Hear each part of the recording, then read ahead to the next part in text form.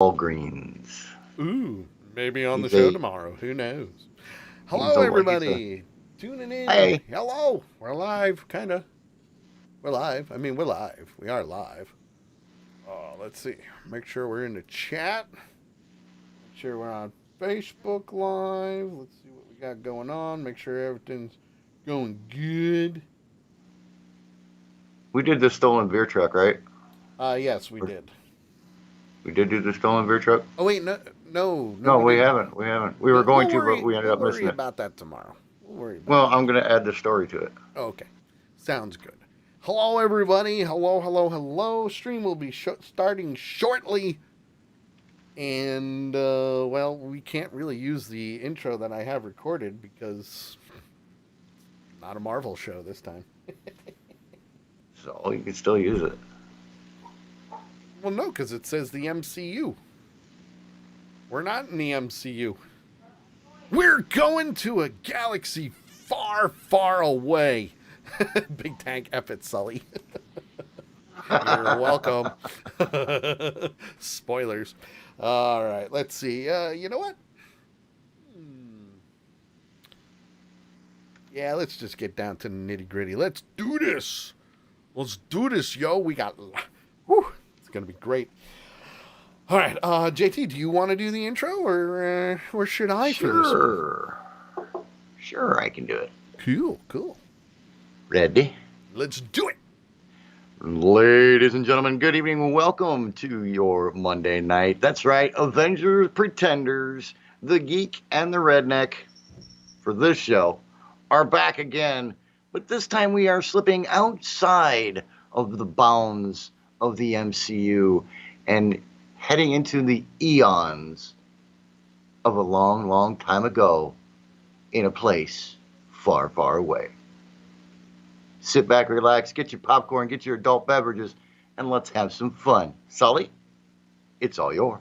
Oh, why, thank you, JT. Hello, everybody. Welcome to Avenger Pretenders, where this week, starting today, we are doing a brand new version of Avenger Pretenders, where we're branching out.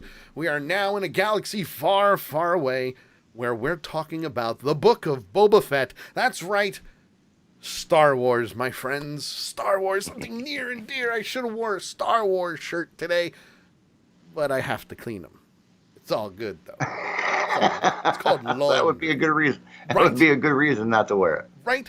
So, sit back, relax, like JT said. Book of Boba Fett, Chapter 1, Stranger in a Strange Land.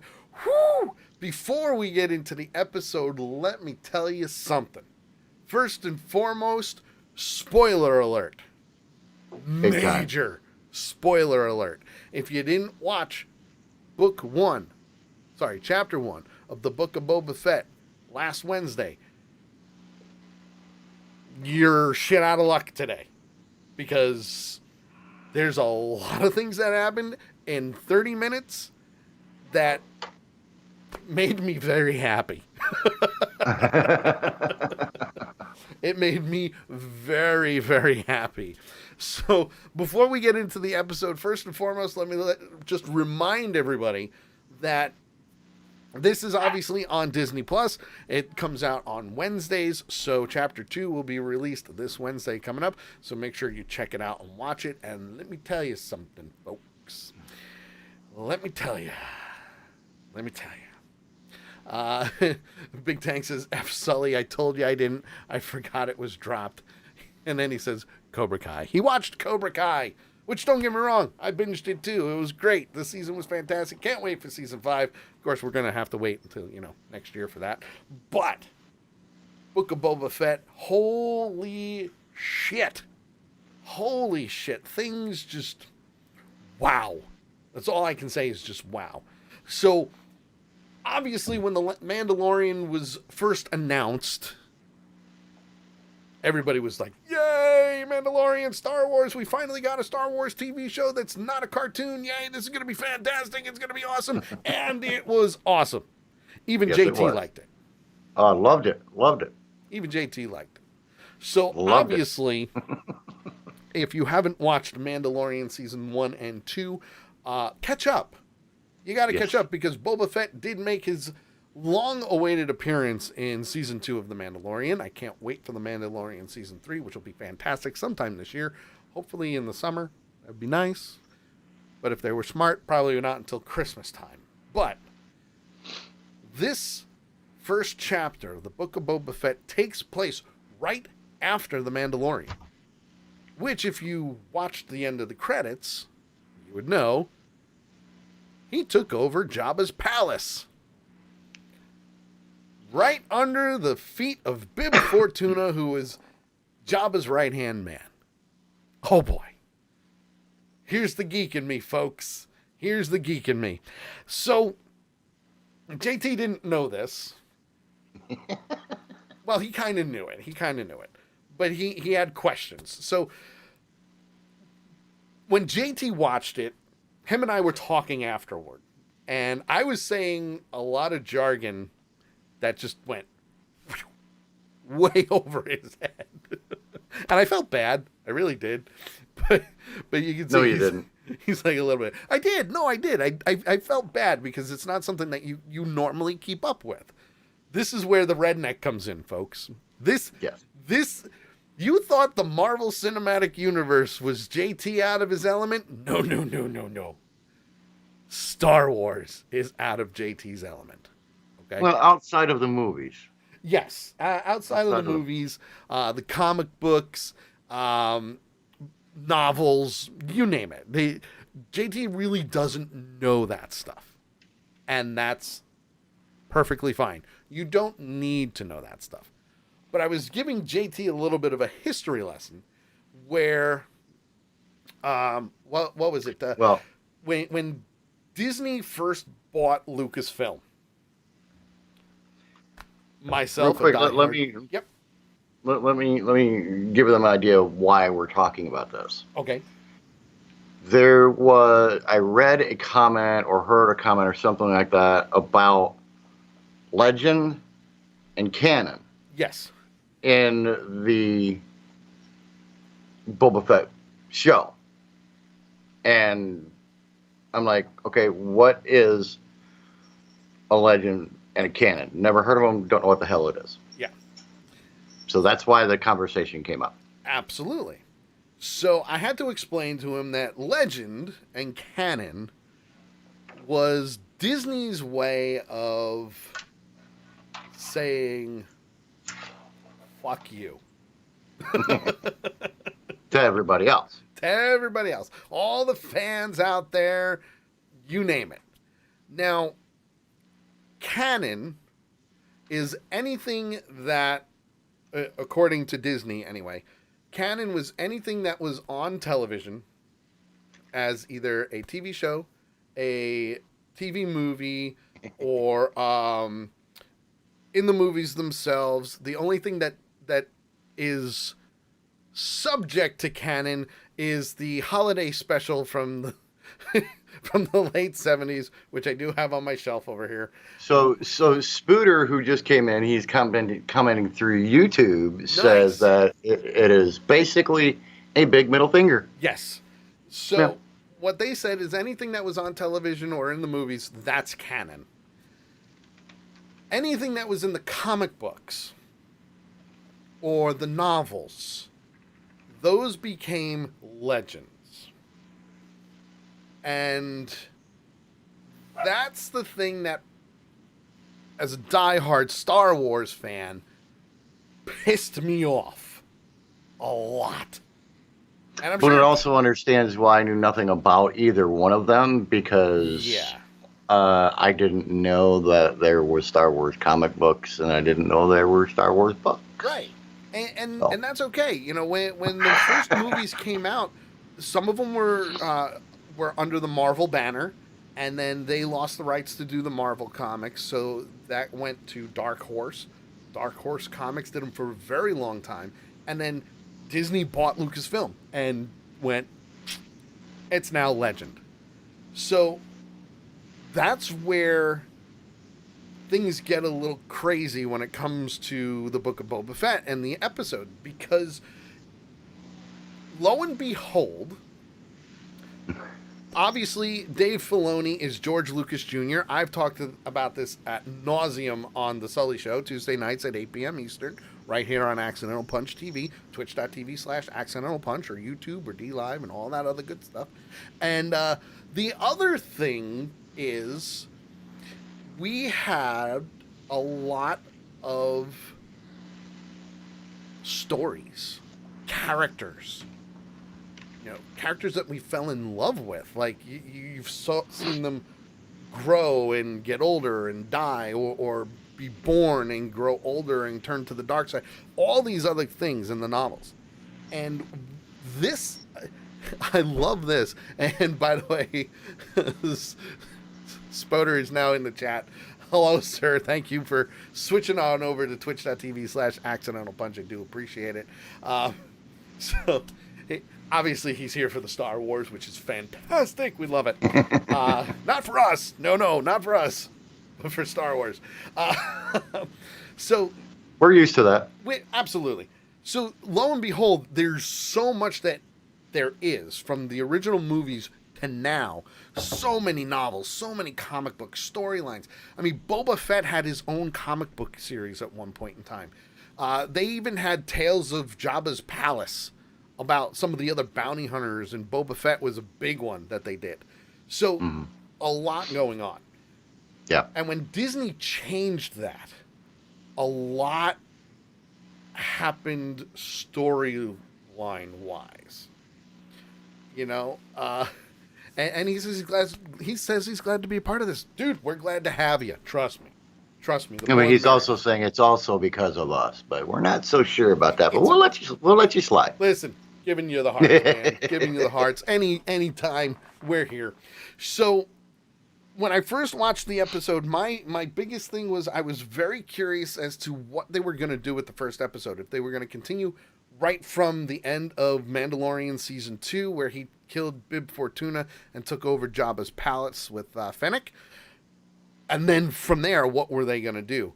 And the first scene alone made me so happy. So happy.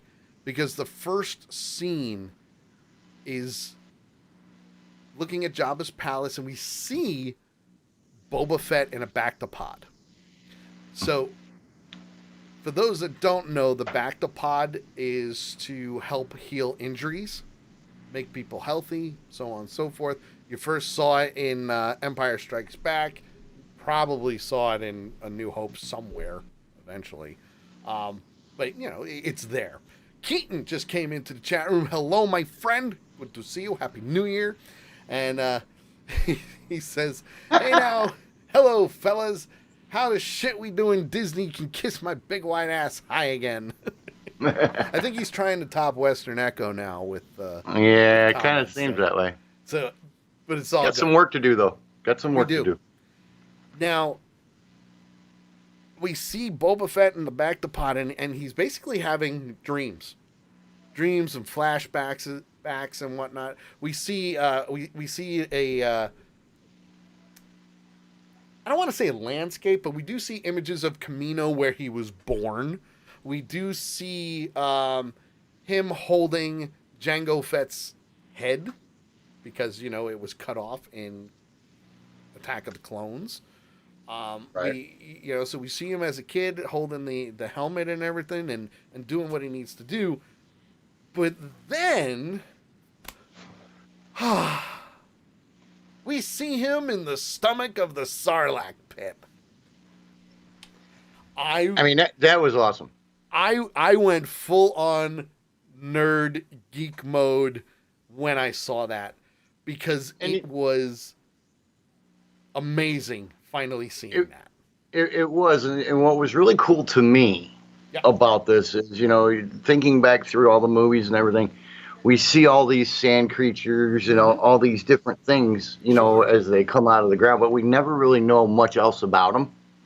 Right. And just like in Mandalorian, where she healed the one insect thing that they were running away from, or was that the movie?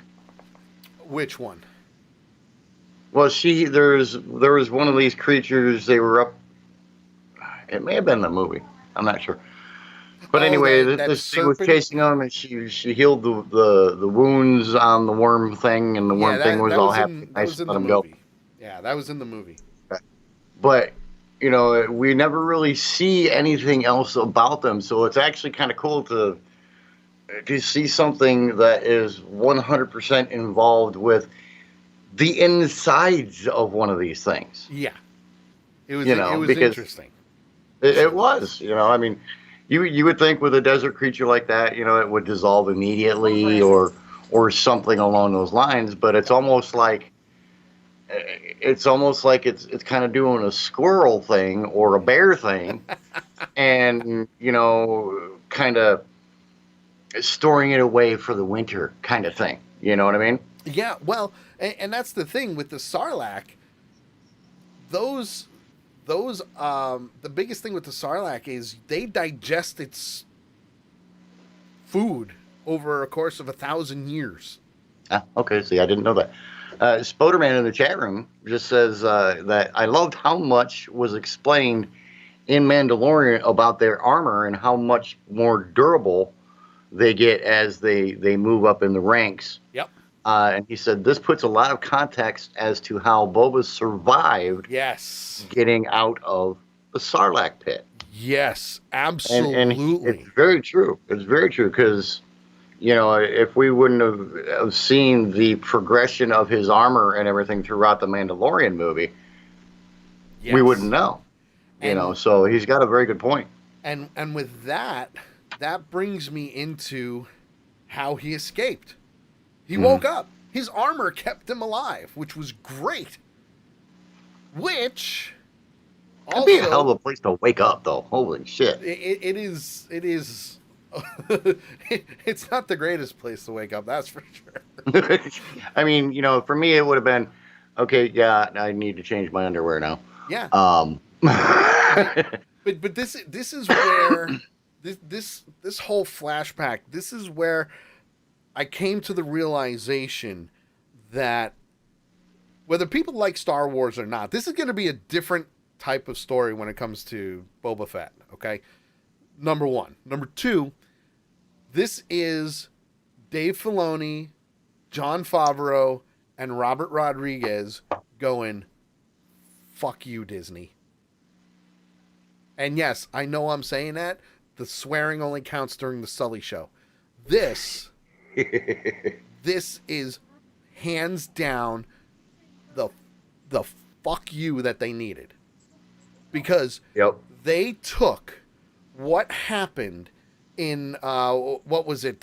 You won't know it, but I will. Tales. It was Tales from Jabba's Palace, and if I remember correctly, it was one of the books that showed Boba Fett escaping from the Sarlacc. Okay. Now they did change a few things, which is perfectly fine. It's perfectly fine. They got to adapt it. We know that, and we expect that. Yeah, they adapted it. They needed to do what they needed to do, and of course, we obviously see a stormtrooper in the depths of the Sarlacc pit, which we didn't know was there because there were no stormtroopers on Jabba's sail barge in Return of the Jedi. There were none.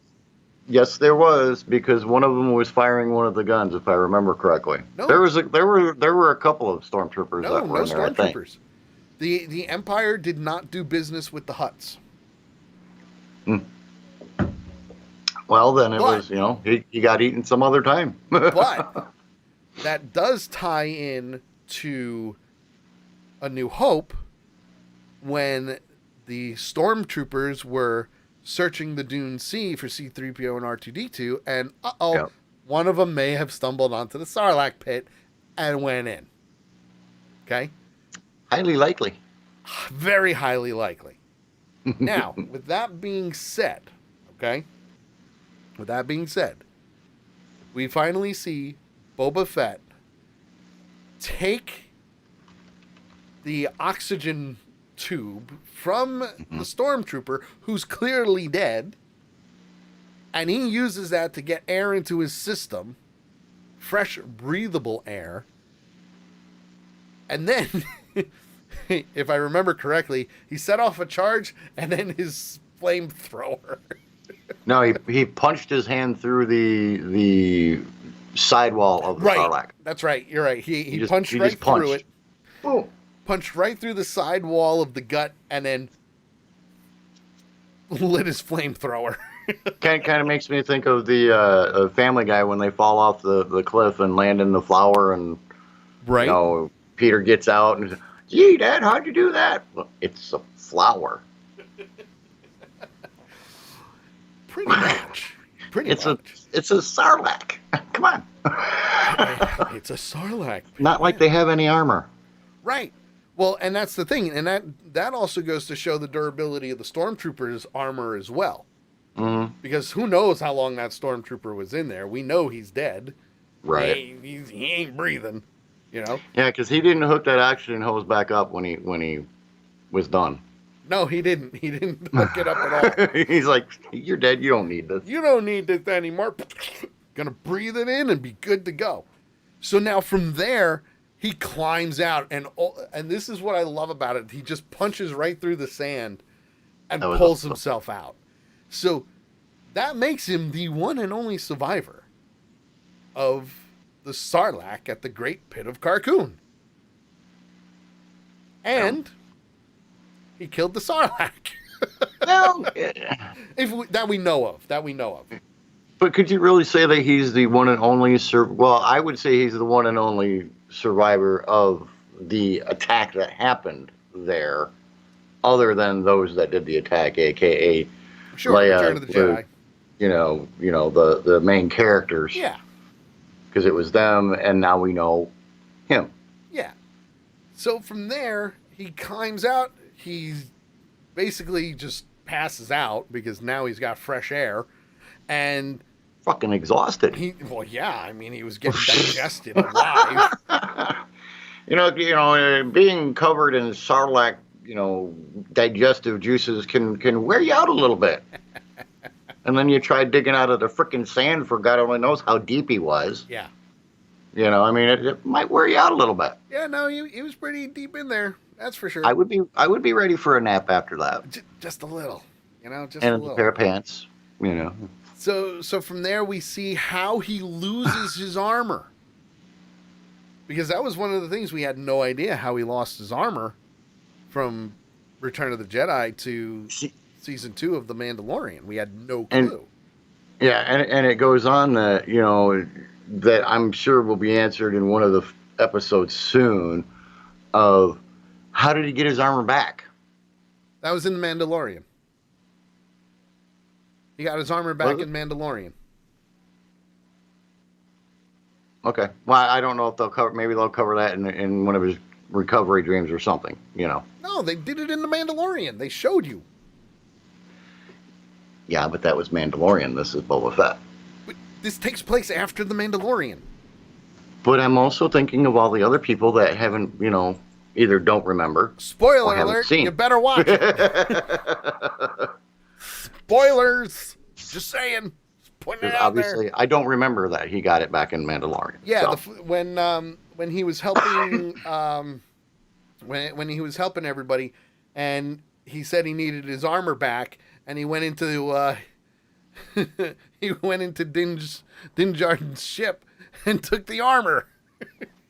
And he came out. Oh, when he attacked the Jawa. No, not even that. When he was helping them with Grogu. He was helping them with Grogu, and he said he needed his armor back, and they finally gave it back to him. He went in there. I'm gonna have to. He helped Mando, and then just started blowing shit up. I'm gonna have to go back and rewatch Mandalorian then. That was season 1, right? Season 2. Season 2. It was when they brought Grogu to the mountaintop to call the Jedi, or call somebody using the Force. I'll have to go and review that. You're gonna have to rewatch it, man. I'm telling Which you. isn't a bad thing. I mean, No, absolutely not. I was tempted. I'm not to upset by that it. at all. I was tempted to rewatch it before Book of Boba Fett, and I'm like, nah, I remember everything that's going on. Let's just watch this shit and and see how good it is. So the cool thing is when you see him climb out of the Sarlacc pit, obviously the sail barge from Return of the Jedi is there. Jabba's barge is blown up, shattered in pieces, and black. It's dead in the water, in the sand, really. And some Jawas show up and they strip him of his armor. And as they're stripping him of his armor, he wakes up and they knock him out. So they take everything. They take his guns, they take his helmet, his armor, gone. The only thing he has left is the Long John underwear. Yes, the gray suit that is now white from the Sarlacc pit and the sands. It's the only thing he's got left. The only thing. And at the same time, the next day, some Tusken Raiders find him, and they take him. I need to go back and watch this episode again and see count exactly how many times he gets knocked out in this episode. Oh, he gets knocked out a lot. I want to say off the top of my head, I want to say 4. 4 times? Off the top of my head, I want to say 4 times. Are we counting the flashbacks? No. Okay, if we're not counting the flashbacks, maybe 1 or 2. Well, yeah, we would have to count the flashbacks because the Jawas is 1, the Sand People is 2. Yes. And then there's at least 1 or 2 more. Well, after that, we also have Escape in the Sarlacc pit. Yeah, but he didn't get knocked out in that. Yes, he did. The Jawas knocked him out. Well, I just said the Jawas. And he passed out. So, I mean, it kind of counts. No, pass out and knocked out are two total. Trust me. All right, totally different things. I got you. No, you know what? I can attest to that. I'm gonna go with you on the devil's advocate thing on this one. I'm not gonna fight you because you're not wrong. They are 2 totally different things. Okay, now that scares me because you just said I was not wrong about something. Right? Spoder says, I think he gets knocked out during the street fight. Yes, he does, which we'll get to. Actually, that's 3. Actually, you know what? I don't think he gets knocked out, but he gets a ringer. He gets his bell rung for sure, but I don't think he actually got knocked out. Not like he was going round 1 with Mike Tyson or anything, you know? But no, then he would have lost the ear. Yeah, that's true. Anyway. Too soon? Sorry. So, the Tusken Raiders, they find him, they take him, they bring him back to their camp, and of course, they also knock him out because he woke up. Mm-hmm. Then they drag him, and they're dragging him behind banthas. Now, for those that don't remember, in Star Wars, banthas never travel side by side; they travel one by one to hide in a line. Sputter, right? My bad. He gets badly injured. Yes. He really see, does. We all make mistakes.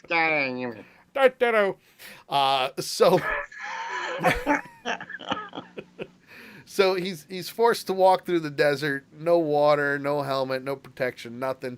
They're dragging him, and then eventually he collapses from exhaustion, and they keep dragging him. They drag him to the camp, and when he wakes up, he's tied to a post. He's tied to a post. At this point in time, I'm like, Boba Fett is one of those bounty hunters that has, in our minds, always been a badass bounty hunter, mostly because of the way he looked. He is the only character that fans were really upset with because we only saw him in Empire Strikes Back, and then we see him die in Return of the Jedi, or so we thought. The only one. He's the only one. He's the only character where people are like, Boba Fett for life. Nobody knew what his backstory. Nobody knew anything about him. But he was the guy. He looked badass. He's the one who's going to survive. He's going to take everybody out. Whatever, Mm. He had more screen time in Empire Strikes Back than he did in Return of the Jedi. So much screen time, in fact, that they had to do a special edition just to put him in it. and give him more screen time. But yes, I felt bad for him. Yeah. First he fell into the Sarlacc pit. Can't really feel bad about him with that one because he was one of Jabba's lackeys. 2, I felt bad for him because he was getting digested alive.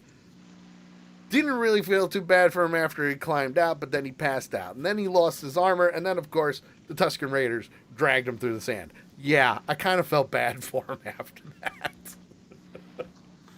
Yeah, he like Spoderman says, he's been through a lot. Yeah. He's definitely been through the ringer a couple of times. He was. And the only thing missing would be him being chased by horny hillbillies in Deliverance territory.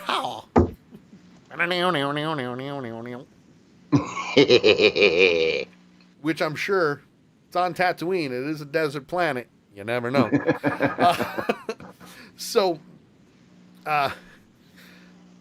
He wakes up. He's tied to a post. There's a bunch of Tusken Raiders that are not full-grown adults. I'd say maybe teenagers, give or take, depending on how they age. We still don't know a lot about the Tusken Raiders, but we do know that they're barbaric, but they're not really barbaric. You know, they have ways of communicating, and got to remember, comic book wise and legend wise, there were some notable Tusken Raiders that actually became Jedi. So keep that in mind. Just keep that in mind. So that night, Fett tries to escape, and it's never the Guido-looking son of a bitch. The red instead of green. Yeah. Gave him up. He squealed on him. He was literally a Rodian? Rodian? I think so. I can never really pronounce. I've never actually been able to pronounce that correctly. And you can honestly say that he literally squealed on him. Yeah, and that's the thing. Most of the time, those Rodians are usually green. Yeah, I mean that was throwing me as why is he red? Yeah.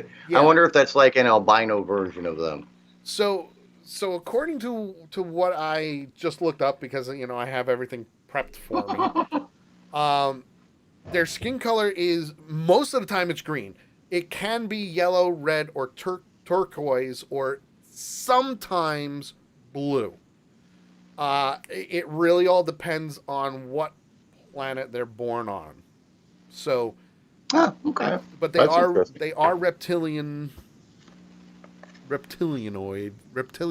humanoids, I guess you could say. But there you go. But red is there. The skin color is there for red. Clearly, they made him red, which is good. They just didn't want us to think it was Greedo. Yeah. And so as he goes to break free, so to speak, Rodian kind of just goes berserk and says he's trying to escape. And the massive, if you don't remember, they're the dog-like creature that was sitting in front of him. We've seen them before in Attack of the Clones. Anakin slaughtered the entire Tusken Raider camp. That's where it was. Yeah. Oh yeah. We've seen them before, not just there, but in Clone Wars. We've seen these. But at least he must be an animal lover because he didn't kill it. It's very true. He didn't. He kind of put it to sleep and then knocked it the fuck out. Knocked it out. And then he used his teeth to get rid of the ropes. So, right. So at the same time, the Tusken Raiders are trying to intervene, and Fett overpowers him, and he runs. And we get to a point where one of the Tusken Raiders, they don't surround him. But one of them challenges... You've got them, Boba, and then the dog. Yeah. On the other side. So the dog is stopping him from getting away from them. So right. He's not surrounded, but he can't go anywhere either. Right. And then he comes face to face with a Tusken Raider who beats the living crap out of him. Well, I mean, come on. He's using a freaking. I mean, it looks like one of the the Irish style clubs. It's a Yeah, gaffy stick. right. But I can't think of the wrestler who used one, but it looks like one of those. Oh, a shillelagh?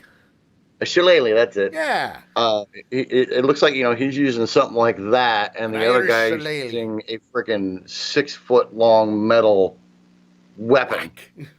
You're not Robin frickin' Hood. I think you're in trouble. Yeah. Oh, oh yeah. Just a little bit of trouble. That's all. And of course, Fett gets knocked to the ground. He gets his butt kicked, pretty much. He does try to get back up a few times and gets knocked down again.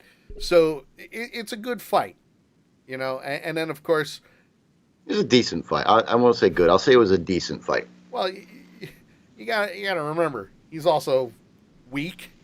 He Exhausted, hasn't had water in days. He was dragged through the desert, Yeah. tied up to a post. And that's why I say it was a decent fight. It wouldn't Yeah. if they'd have been a little more on even ground.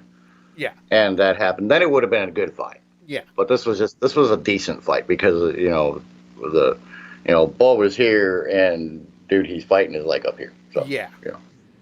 So from there, obviously during the fight, he gets knocked out again, and he wakes up present day. He's in the bantha pod. Not the bantha pod. Wow, holy crap. All right, clip that. Boy, not a bantha pod, you dumbass. I can't talk. Bantha pod. Holy crap. Jesus Christ. Where Fennec comes in, wakes him up, says, hey, listen, everybody's here. You got to get up. Your healing session is done. Get out. You need to meet your people. Spoderman says, definitely showed, though, how experienced the Tusken Raiders can be. Yes. And see, I have to keep reminding myself, when you say Tusken Raiders, to me, it's the Sand People. Yes, the Sand People. But the technical term, the geek term, is Tusken Raiders. Tusken Raiders, yep. But again, that just also goes to show, we've seen a lot of the communication in Mandalorian season 2 when they were taking out the sand monster there. I forget the name of it, so bear with me. But at the same time, the way they coordinate their attacks, obviously there's a caste structure. There's one leader, and then you have there's a hierarchy that you see that up to this point, at least, on the outsider view of things, exactly, there's a hierarchy there that you've never seen before.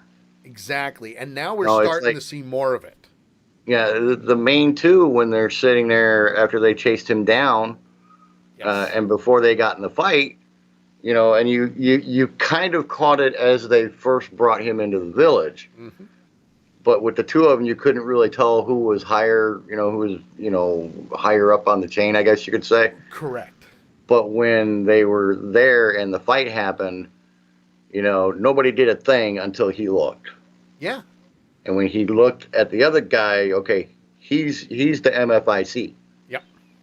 And for those of you who don't know what that means, motherfucker in charge. Yep. So he looks to the other guy and just nods, and the other guy says, oh, cool, I get to go kick his ass. And that's what So at this point in time, we see that Boba Fett is now out of the pod. He's getting his Mandalorian armor on, and Shand reminds him that the guests are coming to pay their respect to him. The droids fetch his armor. He puts on the helmet himself, and then we go into the throne room where we see Fennec and Jabba sitting we see Fennec and Boba sitting on Jabba's throne. So it is now Boba Fett's throne. He took out a hut. Now, here's an interesting thought that I just had. Obviously, it's 5 years after Return of the Jedi. How come another hut didn't try and take over his palace? Is this before or after the blip? I think it's after. It's 5 years. Come on, I mean, come on, you have to make that association. Absolutely, you do. Bring it back to the MCU. Why not? You didn't think JT would pop out with that one, did you? I really didn't. I'm impressed. I am impressed. So we see some delegates from all over Tatooine now meeting with Boba Fett to pay respects and do what they need to do because he is now the boss. He's the boss. Spoder says Thanos will take over Boba's throne. Just one snap. Just one snap. Everything will be gone. Leave it to a redneck to tie the MCU and Star Wars together. I'm proud of you. I'm proud of you. You've learned so well. Now you may go forth and be on your own. Yeah, right. I ain't going no friggin' where. Exactly. I'm too damn tired. So we see a couple of people coming in. They're paying their respects. They don't understand the language. And the best line of that scene was Boba Fett saying, "We definitely need a protocol droid." Actually, I think the best line of that scene was, "Did you catch any of that?" Yeah, that's true. That is true. Did you catch that? No. No. Didn't understand a word. Something about friendship. Yeah. And then, of course, they introduced the leader of the Tatooine Trandoshan family, also known as the Protectors of Mos Espa. So Mos Espa has been very big in Star Wars. Very, very big. You had Mos Eisley, Mos Espa. They're your outposts. They're your cities, your towns, And Mos Espa we've seen once before with the pod race. Okay. That's where Anakin is from, Mos Espa. That's where he worked. Gotcha. So we've got more ties back to the prequels. That kind of makes sense. And it also makes sense as to why Jabba was at the pod race and why he started the pod race, because he was at Mos Espa. He was the crime lord that put everything on for everybody. So a lot of cool ties with that. And then, of course, we have the mayor of Mos Espa show up, Mok Shays. And he just doesn't know how to talk to people, I guess. Because he was there to pay tribute for the mayor. Well, the one I liked was the one before him, the one in the middle, the one that Boba used to work for. Yes. And as he gets done and he goes to walk off, and Boba turns and looks at her and goes, "Why is it that even when they pay you a compliment, it sounds like a threat?" and she responds very easily with, "I take everything as a threat." Right. And as far as this guy goes, he's the mayor's, number two man or the right hand man or whatever. The lackey. There you go. That's the perfect term. Dude don't know shit about what he's supposed to be doing.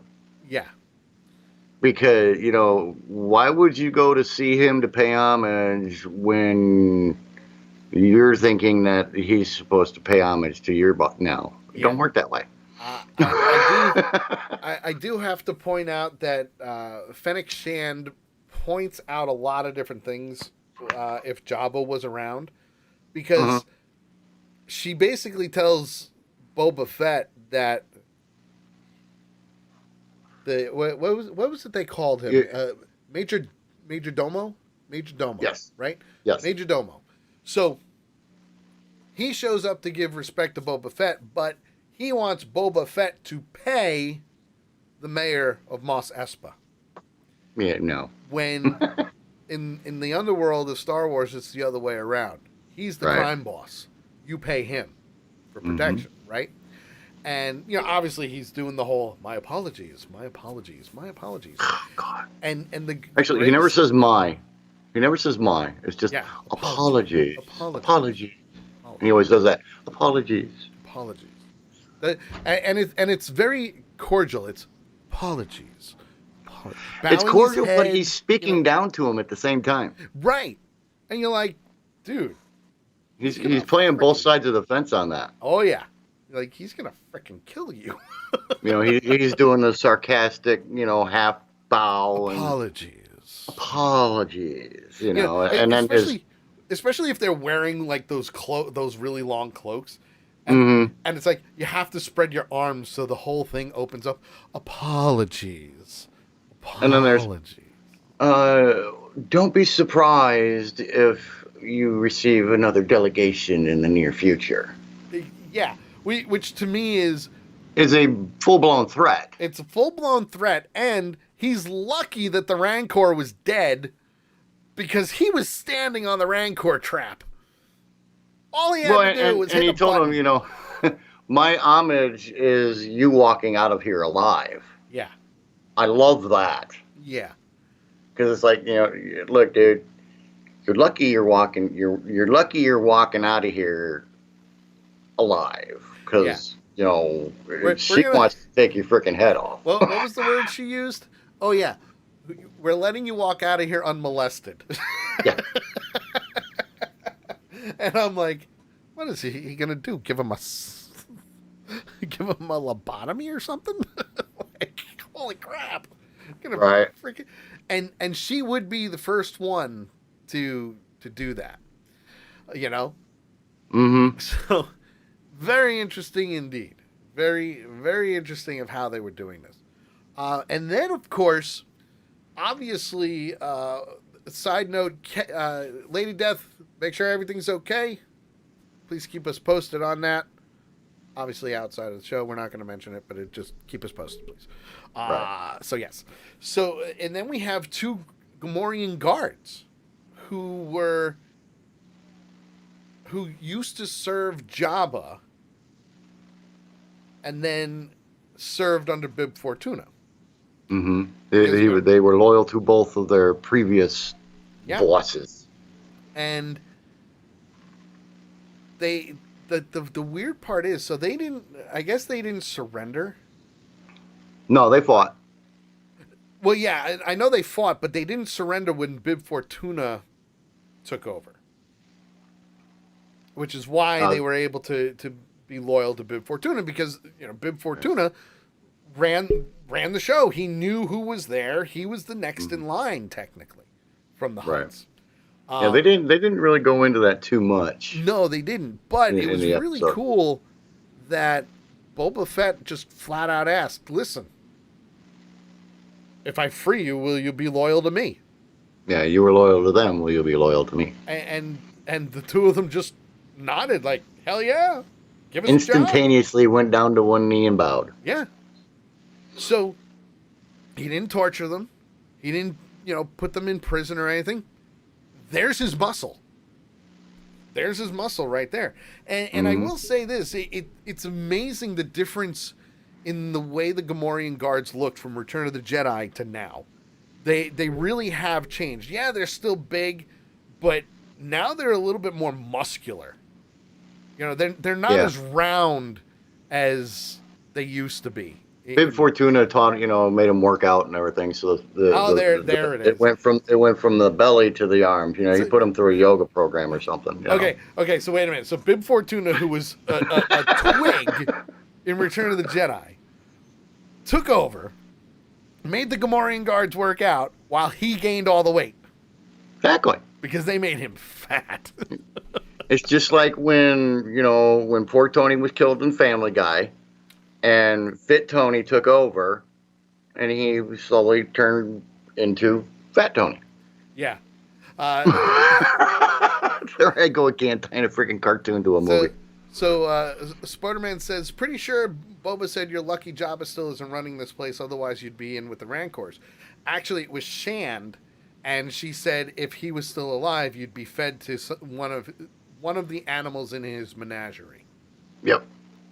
You were close, though. Very close. It probably would have been about how I said it, too. And it's true. If the Rancor was still alive, he would have hit that trap so quick. Boom.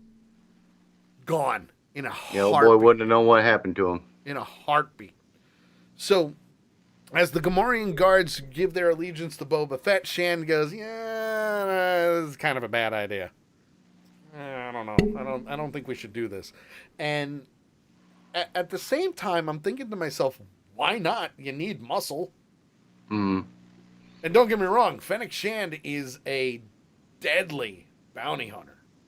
Well, and I can kind of understand where she's coming from because, if you want to put it in modern day realistic terms, Mm-hmm.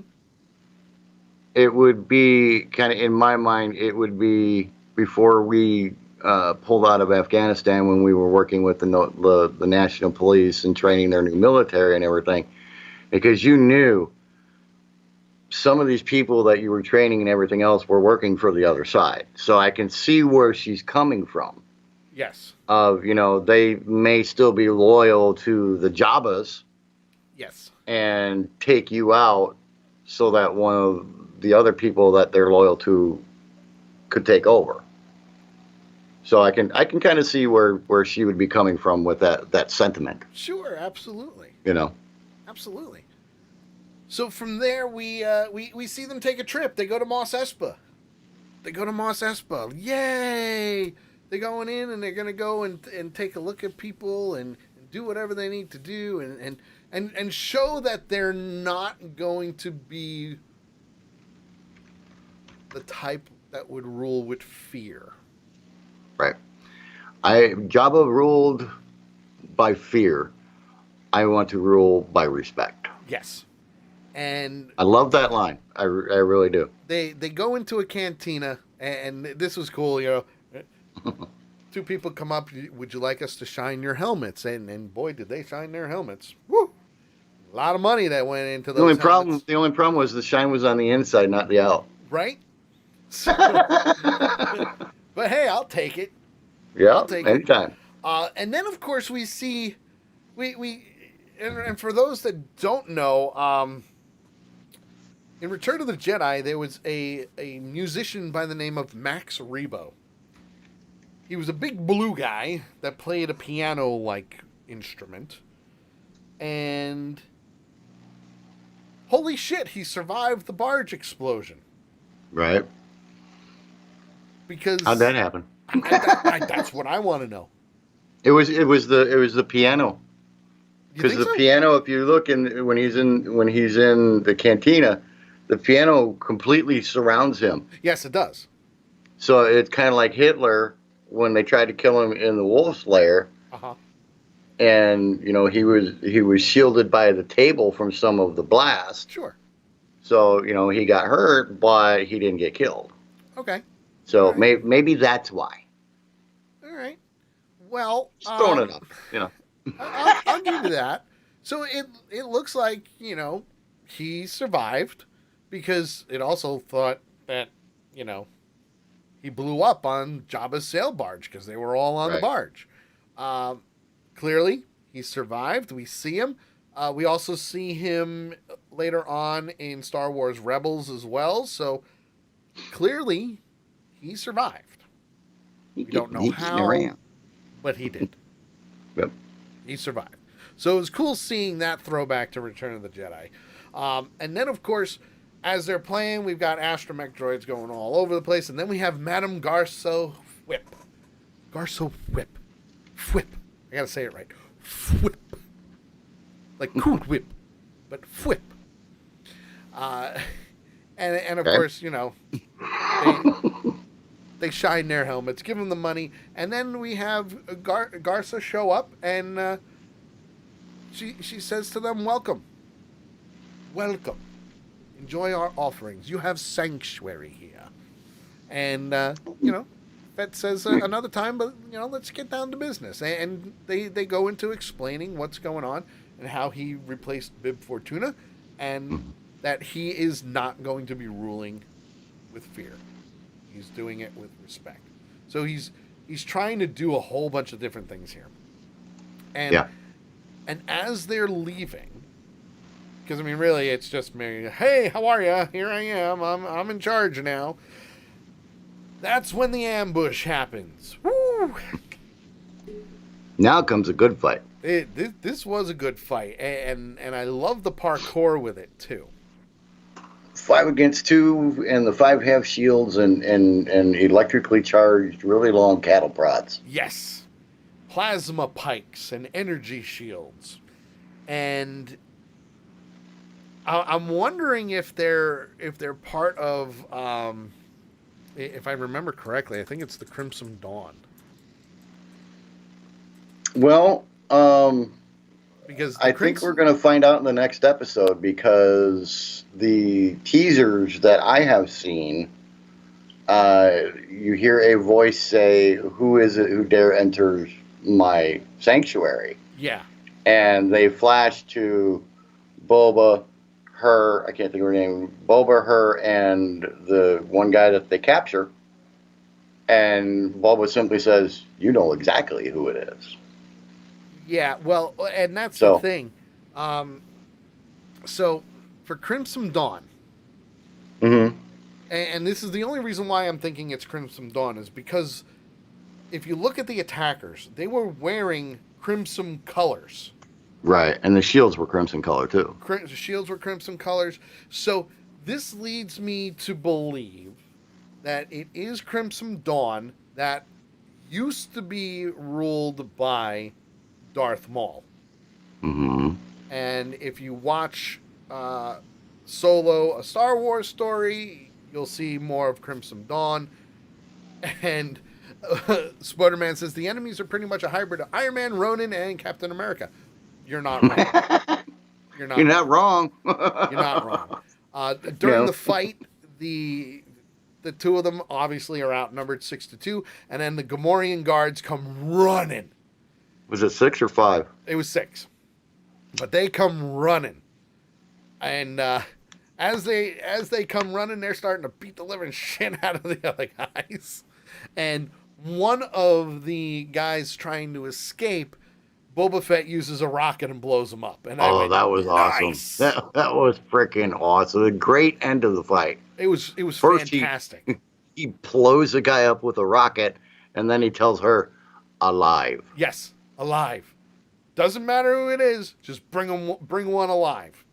And Shand, as she's pursuing them, quote, loses them, but doesn't really lose them. She just beats them to another rooftop. And finally looks at the two of them, and before they even attack, she just kicks one over the edge. Yeah. Boom. See you later. Gone. Hasta la bye-bye. Spider-Man says... She's got one of the sticks, too. Yeah, she did. Spider-Man says, not sure if you guys noticed, but Boba's facial expressions were both insane and hilarious. Not only were they insane looking and hilarious, but they were also very dark. Mm-hmm. Like, this, for him, this meant business. How dare you? Now I'm going to kick the living shit out of you. The last thing you would expect to see or hear from Boba Fett would be him cracking a joke. Yes. Oh, yeah. Oh, without a doubt. I mean, he's Mr. Serious. Yeah. He's Mr. Crab from SpongeBob. Yeah. So from there, the Gamorrean guards get him. I know, right? Look, we're turning you into a geek. It's wonderful. JT's becoming a geek. I love it. No, never happened. How about a redneck geek? I'll be a smart redneck, that's all. You got smarts. I knows which way to walk with the toilet paper, that's all. Oh, without a doubt. So the Gamorrean guards get him back to the Bacta-pod. They get him in the water. It's starting to heal him. He starts having another flashback. And we go back to the point where he's still at the... there's a couple of different things. Spider-Man, you are now a SpongeBob geek. You have no idea. No idea. No, because I can only remember 4 of the names. SpongeBob, Patrick, Mr. Crab, and Squidward. It's really all you need to know. Well, there's the little bean-looking bad guy thingy. Oh, yeah, I don't know. Okay, let's get I back don't to know. Let's let's get back to get back to Boba this one. So we see a couple of different flashbacks. We see we see the flashback of the rescue of Han Solo, the unsuccessful escape attempt that they had, and then a young Tusken Raiders waking him up. They grab him by the hands and they basically bring him and the Rodian out into the desert. While they're out into the desert, they see a homestead being attacked and being tagged. I'm not 100% sure what that tag means just yet, Right. but I have been doing my research on it. Just putting it out there. I have a feeling it may have to do with the Crimson Dawn, but it may not. It may just be looters on Tatooine because really there's no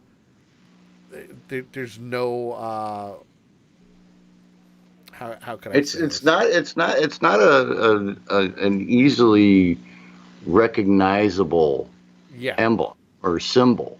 Yeah. So and I don't recall seeing it in Solo. Yeah, and I don't remember seeing it either, but So, anything is possible when it comes to this. Anything is possible. yeah, they did put a lot of emphasis on it because they showed him doing the entire second one. Yeah. So Yeah. it's got to play into something. Yes. Now, and even Spoderman says the same thing. They put a lot of emphasis on that mark too. They did. I just said that. Like if you but if you go back and watch it, it's actually Mm. all over that episode. Like look at the buildings, and you'll see the mark here and there, not just on that homestead. I didn't catch that. Yeah, because I went back and watched it. I'm like, I don't know, something's going on here. You know, what it is, Mm. I don't know. Will we find out? We'll find out. I'm hoping. I'm sure we will if they're putting that much of an emphasis into it. So now we see the Tusken Raiders telling Boba Fett and the Rodian to dig, and they're basically trying to find Water. like little pods full of liquid, which it's basically water. They kind of look like cucumbers. Yeah, Or not cucumbers, coconuts. but Sorry. it's found in the desert. You gotta dig to get them. So It's Sarlacc poop. it's Sarlacc poop. That's how they pee. Hey, And you while never it's in the know. pod, the Sarlacc pee turns into water. Listen, they have blue milk. Anything's possible. There you go. Anything's possible. As they're digging, Fett tells the Rodian that if they escape and they can get to Anchorhead, that they can get them off world, and it doesn't work. It doesn't work. Rodian, That's when they have an archaeological find, shall we say? yeah, the Rodian, pretty much insults Boba Fett, and Boba Fett understands it because he's spoken that language before, and when it happens, something big comes out of the sand and basically tears him apart. Oh, I mean, crushed him, picked him up, and then just slams him down on the sand. Ah. And folks, believe me when I tell you, desert sand is like Oh, it hurts. belly flopping into a swimming pool. It hurts. And, he two-hand slams him with his hands on his chest into the dirt. Yes. At that point, his Broken entire bones. rib cage is just crushed. Broken bones. I wish I knew the name of that beast because I've never seen that before. And when he came up out of the sand, I'm like, damn, holy crap. I know, that was a creepy look. I've seen him before, though. I've seen it before. I just don't remember where. Maybe it was the Kraken from the original Clash of the Titans. Could be. 4 arms. No. So basically, it was a 6-legged reptile, basically. And the adolescent Tusken Raider goes to attack it. Stabs it, right? He stabs it with his gaffy stick. with his Irish galele. Irish Galele, huh? Uh, Stabs him, and obviously he starts going after him, but Fett turns around and attacks the creature. Not just attacks it, but chokes it. What's the term? Oh yeah, asphyxiates it. yeah, that's the word. That's the proper term. He Uses the choked it chains, out.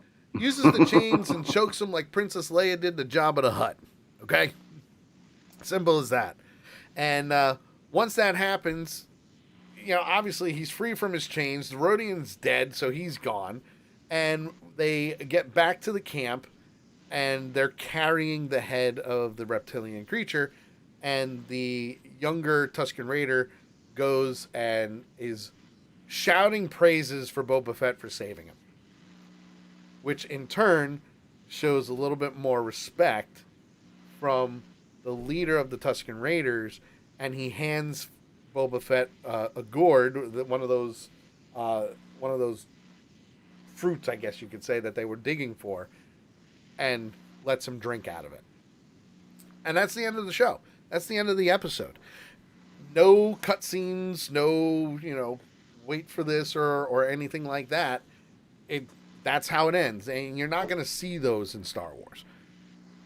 All in all, I thought it was the greatest FU to Disney from Jon Favreau, Dave Filoni, and Robert Rodriguez, because it took what we were hoping we would have seen years ago and brought it back into the fold of canon, which I'm like, yes, totally awesome. So, obviously we talked about the Easter eggs, we talked about the references from the other movies, so on and so forth. Star Wars, it's there. JT, out of 5, what do you give this episode for How many helmets would I Mandalorian give? helmets? How many helmets would I give? Yes.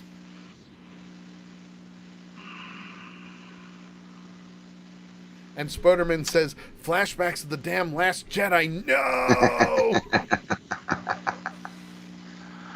We'll see what happens with that one. I'm gonna go 3.5. I'm gonna go 3.5. I'm Okay. debating. I'm debating between a 3 and a 3.5 because it was, to me, it was a slow episode. It moved really slowly. Sure. But at the same time, it had to, because they were explaining, they were explaining a lot of. I mean, most of the stuff that happened in the episode were leading up to Boba getting to where he is now. Right. It covered a lot. Him being in the Sarlacc and in the pit and all that stuff. So it was kind of slow for me. The flashbacks, usually I have issues with flashbacks. Okay. Because they don't really set up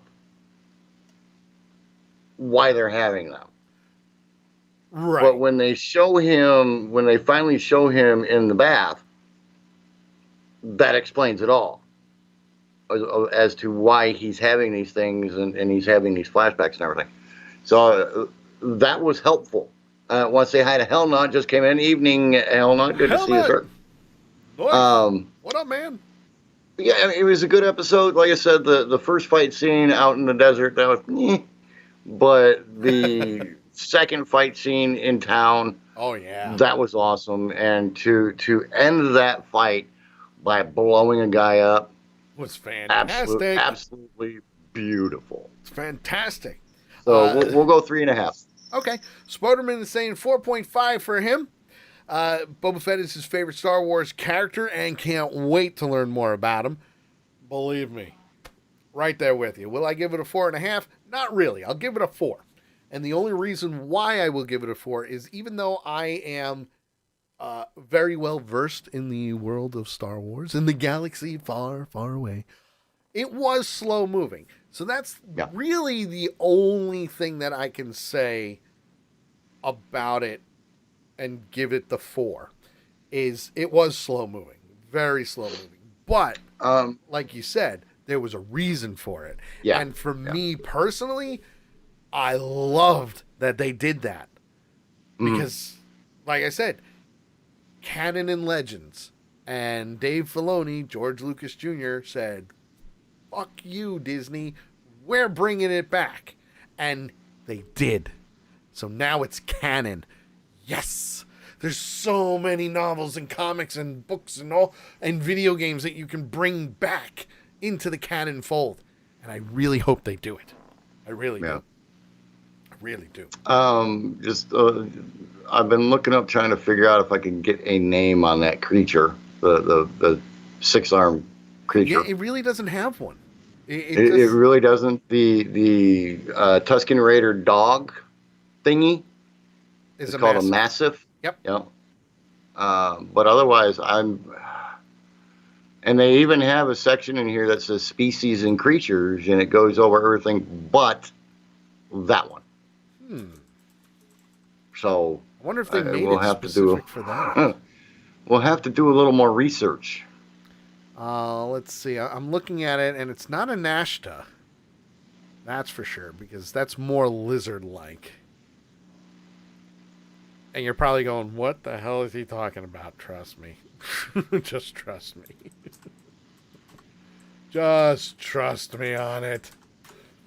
Because, yeah. It's... Oh, wait. I may have found it. Hold your horses here. Is it a Cryat? No, it's not a Cryat. It's a Balyeg? Oh, wait. If I'm looking at it right. Nope. I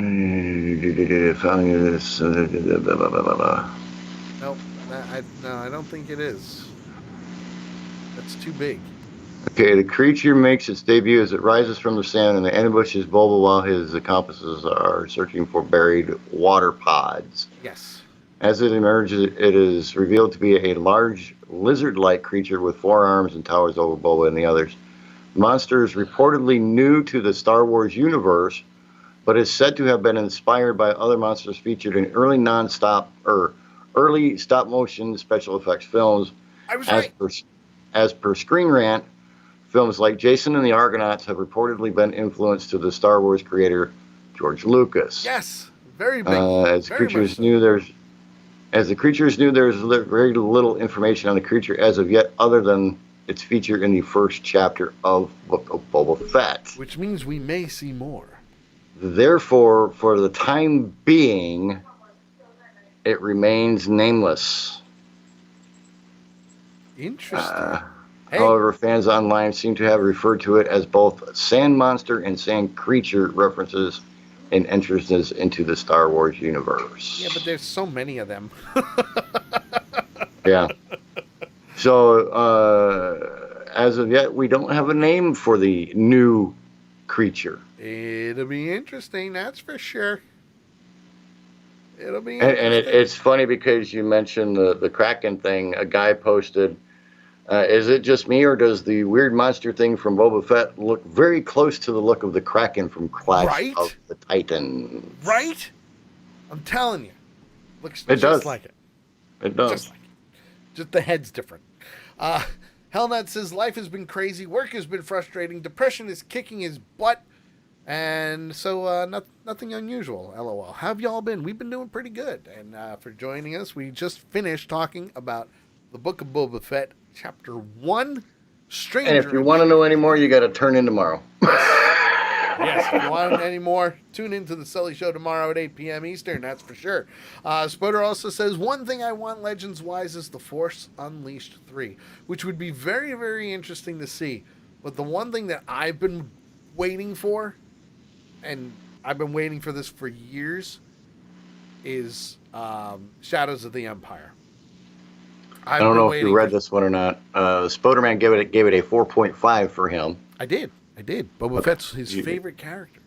Right. I didn't catch that when I was talking with the wife at the time. Sorry. So obviously Lady Death would chime in. Big Tank would chime in as well, but Big Tank hasn't seen it. We just ruined it for him. Yeah, I don't think we ruined it. No, not really. I think you I don't can think we still ever go have. back and watch it. Make Yeah, sure. but there's a lot of stuff we didn't cover, so. Very, very true. So, with that being said, folks, Avenger Pretenders is now done. We're going to be heading out of here. Make sure you tune in Tuesdays at 8 p.m. Eastern for The Sully Show, and we are live every Monday at 8 p.m. Eastern for Avenger Pretenders. Make sure you keep it locked in. Click the subscribe button, and of course, don't forget to ring the bell to be notified every single time we go live. And as usual, if you're in our Twitch chat, make sure you hang out in our Discord channel. It's free to do. Go to discord.gg/JCKETJZ. It's awesome. It's awesome stuff. Awesome sauce. But that's what we do. And of course, Spider-Man says, great discussion, guys. Well, thank you, sir. I think I know what I'm talking about when it comes to Star Wars. Maybe just a little. I mean, hell, you can see behind me that, I've got all the... He's a bit of a fan. I got Star Wars stuff there. I got Star Wars stuff there. I got Star Wars stuff there, over there. It's all over. Hell, my wall has Star Wars posters on it. It's wonderful. It's wonderful. I have like 4 copies of everything. DVD, Blu-ray, theatrical release. It's everywhere.